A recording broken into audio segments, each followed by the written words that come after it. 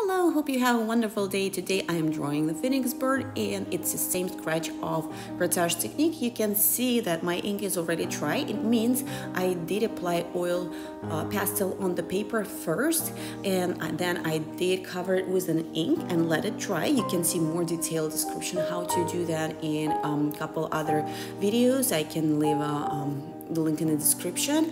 And now I'm using just a wooden stick. I did not use any pen or pencil to scratch off the ink.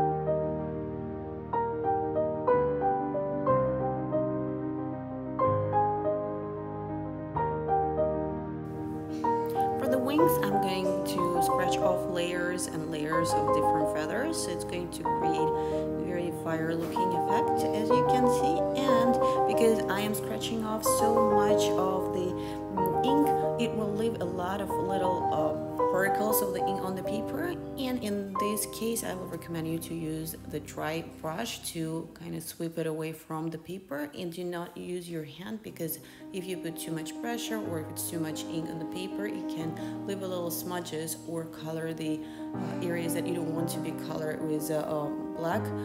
And if it happened that you scratched off something that you don't feel like it does belong to your image, or if you want to do little touch-ups in the end, you can always go back to the ink and just cover the areas that you want to with black, or even you can use it in Grattage and kind of paint with that and add some details as well.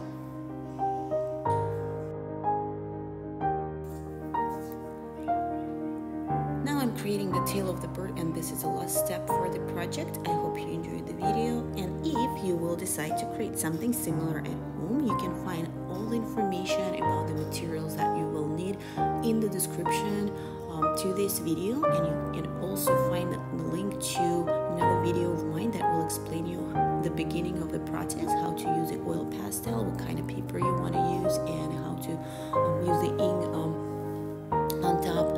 If you have any questions, just leave those in the comments below. I will definitely answer those.